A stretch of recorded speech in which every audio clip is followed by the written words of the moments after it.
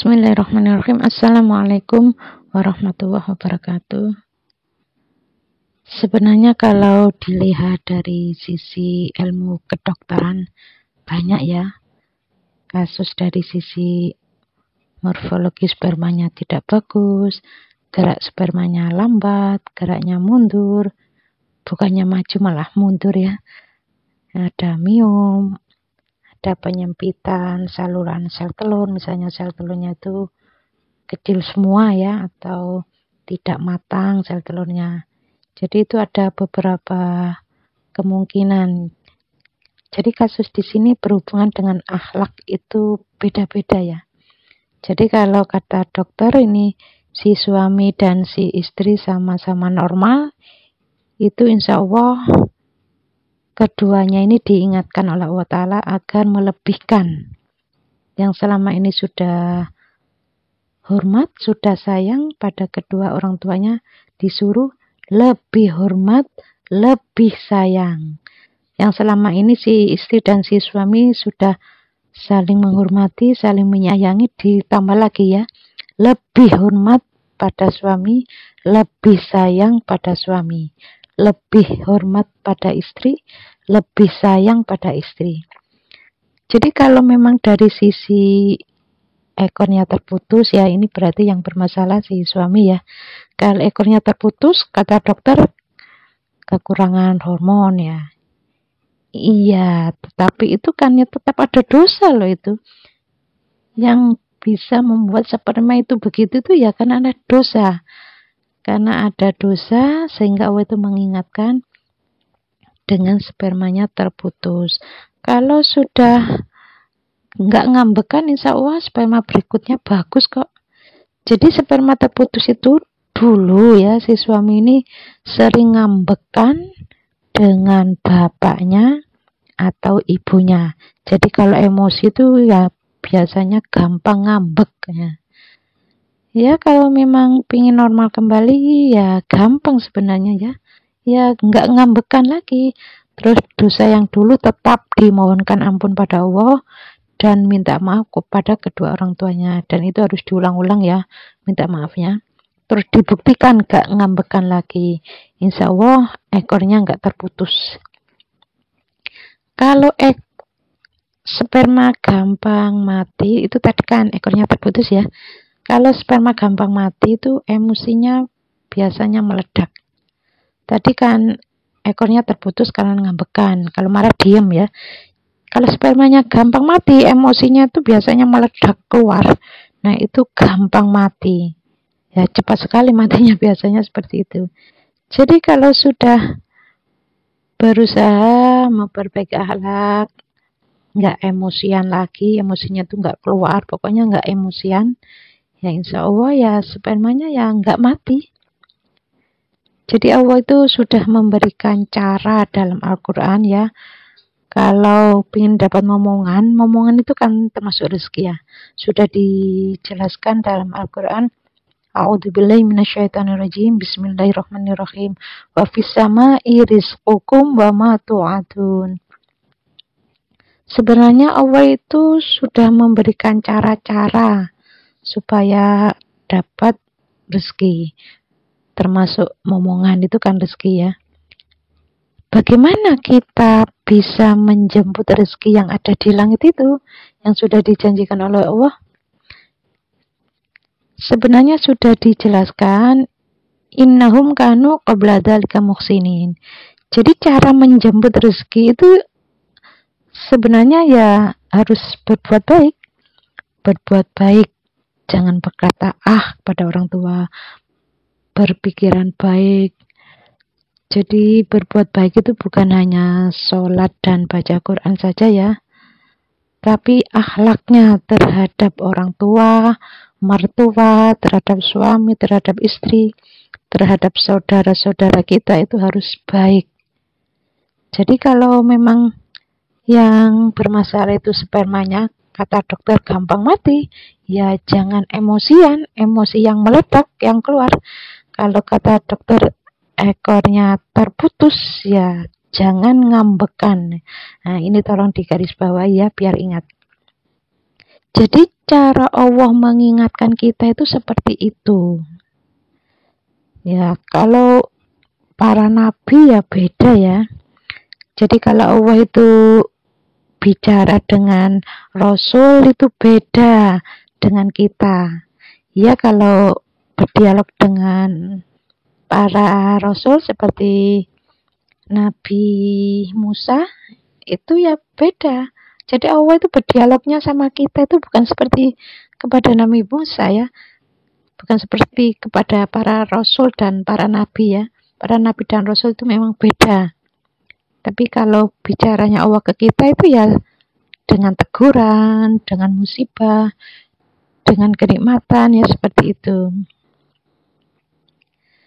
Sebenarnya kalau dilihat dari sisi akhlak itu cara memperbaiki itu sebenarnya gampang ya. Pokoknya nggak ngulangi, bertobat, mohon ampun pada Allah ya biasanya ya normal kok. Kalau Bunda dulu itu menikah tanggal 4 November, resepsinya 20 Januari. Itu menikah dapat setahun lahir anak pertama laki-laki ya. Ya kalau normal si suami akhlaknya ya menurut dokter ya nggak terputus ekornya ya, nggak gampang mati, jalannya nggak mundur. Kalau jalannya mundur itu ragu-ragu ya. Ini dikerjakan apa enggak ya, mundur-mundur enggak jadi dikerjakan kadang-kadang ya, ragu-ragu terus. Nah, itu nanti jalannya mundur.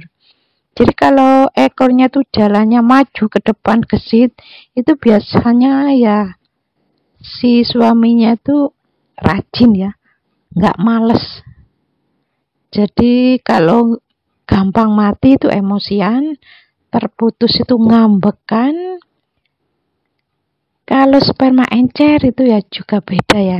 Pokoknya kalau dari sisi akhlak itu diperbaiki, sperma berikutnya normal kok. Yang tadinya itu nggak normal ya, jadi normal. Jadi kalau gesit, spermanya itu gesit ya karena memang nggak males. Jadi orang muslim itu kan harusnya rajin ya, nggak males. Jadi kalau males, ngerjakan ini males, ngerjakan itu males. Nunggu disuruh, kalau disuruh pun ya kadang-kadang nggak langsung ya dikerjakan.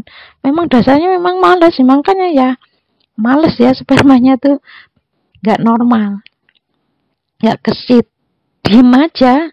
Kalau spermanya diem ya mana mungkin bisa punya anak. Kan harusnya kan jalan, maju ke depan. Akhirnya sel telurnya dibuahi oleh sperma kan gitu. Jadilah bayi, jadilah janin ya. Kan gitu ya. Kalau spermanya aja males gerak ya, males gerak karena males nggak mau kerja ya, ngerjakan ini itu males. Jadi kalau Pak suami itu ya, suami Bunda ya pagi-pagi itu ya nyapu-nyapu, cuci piring, nggak males. Nah, makanya sampai punya anak 5 karena spermanya tuh gesit, nggak diem, jalannya tuh maju ke depan, gesit.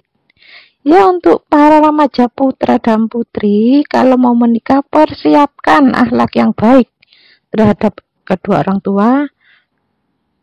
Jadi si suami dan si istri harus mempersiapkan.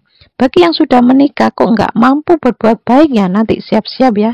Nanti ada kendala yang menyebabkan nggak punya anak itu ya, kendalanya macam-macam ya, ekornya terputus, terpotong, dan lain sebagainya.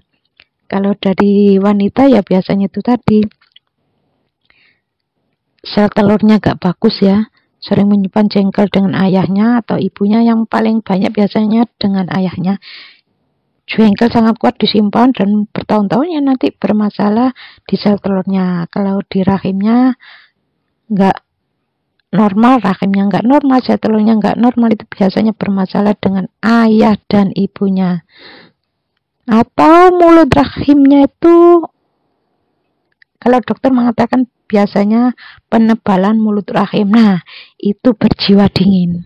Jadi kalau mau diajak hubungan suami istri, itu si istri biasanya itu berjiwa dingin ya, nggak mau melayani ya, kelihatannya dari luar ya sepertinya mau ya, tapi hatinya tuh menolak. Nah, itu nanti sulit juga punya anak. Kenapa? Kalau dokter sudah mengatakan penebalan dinding rahim, itu akhlak yang harus diperbaiki, yaitu selama ini berjiwa dingin kepada suaminya, ya diganti yang mesra dengan suami. Jadi kalau diajak hubungan suami istri itu disambut. Ya cuma gitu-gitu aja, gampang kok ya. Nggak sulit sebenarnya ya. Gitu aja ya, akhirnya normal, punya anak ya gitu aja.